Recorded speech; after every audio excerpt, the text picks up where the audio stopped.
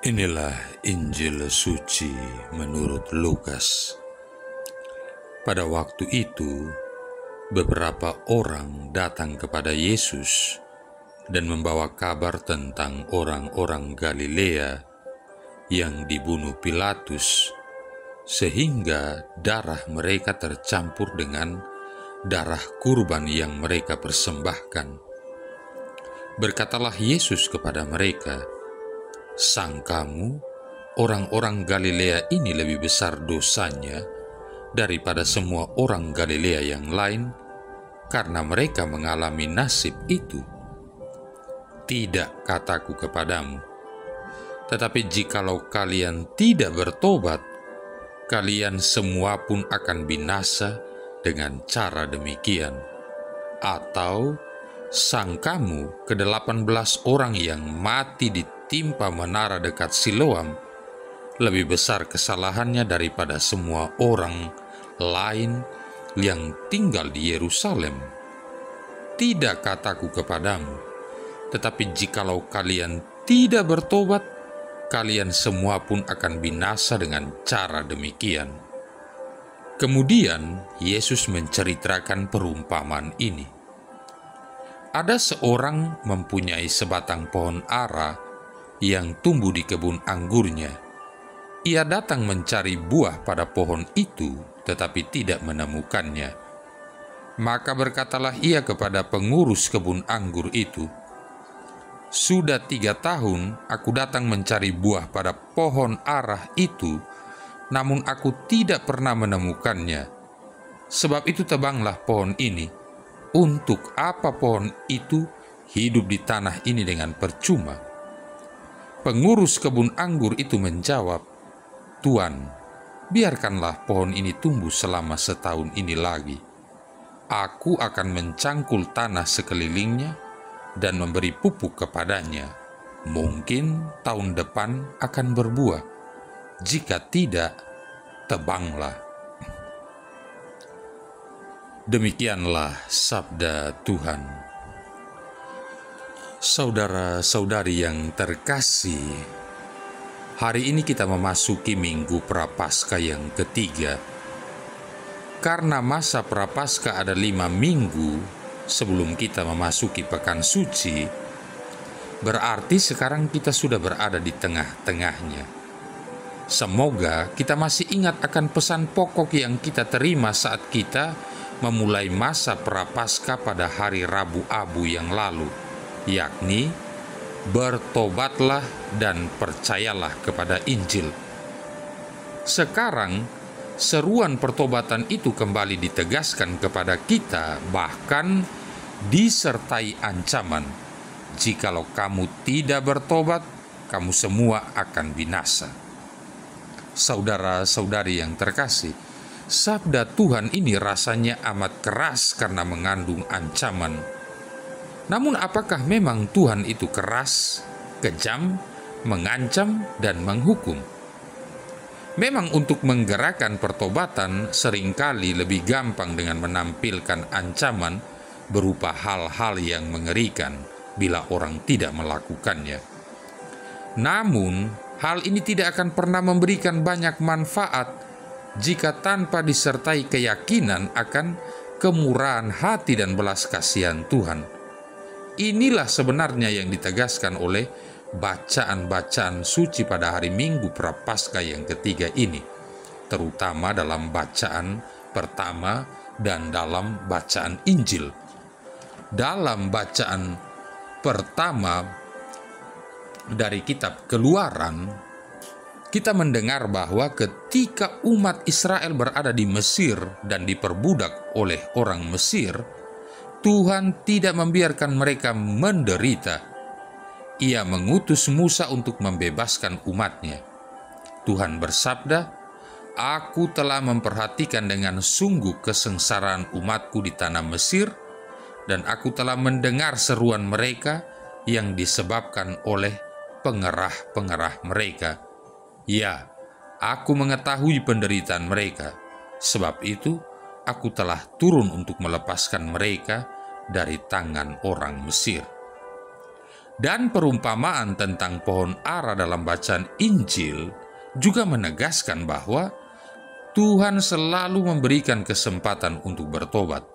Ia tidak rela kalau kita binasa begitu saja tanpa menghasilkan buah. Maka ia memenuhi permintaan si penggarap untuk memberikan kesempatan 1 tahun lagi. Jelas hal ini menggambarkan kemurahan hati dan belas kasihan Tuhan kepada kita, supaya kita terus-menerus bertobat dan menghasilkan buah yang baik.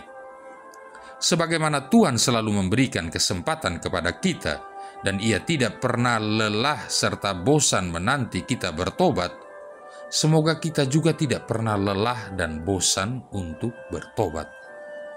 Saudara-saudari yang terkasih, tanggapan Yesus atas laporan dari beberapa orang mengenai orang-orang Galilea yang dibunuh Pilatus juga menegaskan bahwa Tuhan bukanlah Allah yang kejam, pendendam, penghukum, dan pembunuh. Para pembawa berita mengira bahwa orang-orang Galilea itu dibunuh karena dihukum oleh Tuhan sebagai akibat atas dosa-dosa mereka yang lebih besar daripada dosa orang-orang Galilea lainnya. Namun Yesus menegaskan tidak. Yesus menolak gagasan bahwa pengalaman buruk, malapetaka, atau kematian yang tidak wajar adalah hukuman akibat dosa atau kesalahan. Ia menandaskan baik orang-orang Galilea maupun orang-orang Yerusalem yang tertimpa menara itu tidak lebih berdosa daripada orang-orang lainnya. Yesus memang tidak memberikan penjelasan lebih lanjut, namun ia menggunakan peristiwa itu sebagai batu loncatan untuk mengajak kita manusia agar bertobat dan memperbaiki diri. Kita tentu setuju bahwa pertobatan itu perlu dan harus. Seberapapun besar dan banyaknya dosa kita, kalau kita mau bertobat, Tuhan pasti akan mengampuni dan menyelamatkan kita. Sebaliknya, seberapapun kecil dan sedikitnya dosa kita, Tuhan tidak akan mengampuni bila kita tidak pernah mau bertobat. Dengan kata lain, kita tidak akan diampuni kalau kita tidak mau bertobat. Kita tidak akan diselamatkan kalau kita tidak mau diselamatkan. Saudara-saudari yang terkasih, sekarang pertanyaan praktisnya adalah, pertobatan macam apa yang harus kita lakukan? Tentu saja ada banyak. Namun pada kesempatan ini satu saja, yakni pertobatan dari kebiasaan memandang diri lebih benar dan lebih baik daripada orang lain, seperti yang dilakukan oleh beberapa orang yang datang kepada Yesus. Mereka menganggap bahwa orang-orang Galilea yang dibunuh Pilatus dan orang-orang Yerusalem yang mati ditimpa menara Siloam itu berdosa, sementara mereka dan orang-orang yang tidak mengalami malapetaka itu tidak berdosa atau dosanya lebih kecil dan sedikit. Bukankah dosa ini juga sering kita lakukan?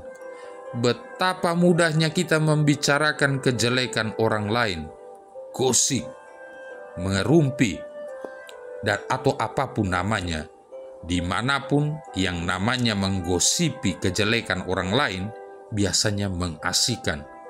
Tidak hanya dalam kehidupan kita sehari-hari, di televisi pun gosip merupakan acara dengan rating yang tinggi. Kepada kita yang seringkali jatuh dalam dosa demikian, hari ini Tuhan juga bersabda dengan tegas, "Sangkamu mereka yang kamu bicarakan dan kamu jelek-jelekan itu lebih besar dosanya daripada kamu? Tidak, kataku kepadamu. Tetapi jikalau kamu tidak bertobat, kamu pun akan binasa." Namun, sekaligus Tuhan masih selalu memberi kesempatan kepada kita untuk menghasilkan buah-buah pertobatan. Saudara-saudari yang terkasih, pernahkah kita mengetahui cara orang Eskimo menangkap serigala? Orang Eskimo biasanya menggunakan sebilah pedang yang dilumuri oleh darah hewan seperti kambing atau unggas. Setelah itu dibekukan. Lalu pedang yang telah diselimuti oleh darah yang beku tersebut kembali dilumuri dengan darah hewan. Begitu seterusnya sampai pedang tersebut tertutup seluruhnya oleh darah yang beku. Kemudian pedang tersebut ditancapkan gagangnya ke tanah. Pada malam hari, serigala yang datang akan mencium bau darah. Serigala tersebut akan terus menjilati darah yang tertempel di pedang tersebut dengan penuh nafsu. Karena nafsunya yang liar dan udara malam yang dingin, serigala tersebut tidak akan merasakan darah yang keluar dari lidahnya yang mulai terpotong. Keesokan harinya, orang Eskimo akan menemukan serigala yang telah mati kehabisan darah sebab lidahnya putus terpotong. Demikian pula kalau kita lupa atau tidak sadar diri, maka kita akan terus menghisap dan menikmati setiap dosa dengan penuh nafsu. Namun pada akhirnya kita akan mengalami kematian yang kekal. Mumpung masih ada waktu, bertobatlah sebelum semuanya terlambat. Marilah berdoa. Ya Allah yang Maha Rahim dan sumber segala kebaikan, Engkau telah menyatakan bahwa dosa dapat diampuni dengan puasa, doa, dan amal kasih. Sudilah memandang kami ciptaan-Mu yang rapuh. Semoga belas kasih-Mu senantiasa mengangkat kami kembali ketika kami tertunduk karena menyadari kesalahan kami. Dengan pengantaran Yesus Kristus Putra-Mu Tuhan kami, yang bersama dengan Dikau dalam persatuan Roh Kudus hidup dan berkuasa, satu Allah sepanjang segala masa. Tuhan memberkati kita sekalian, Bapa, Putra, dan Roh Kudus.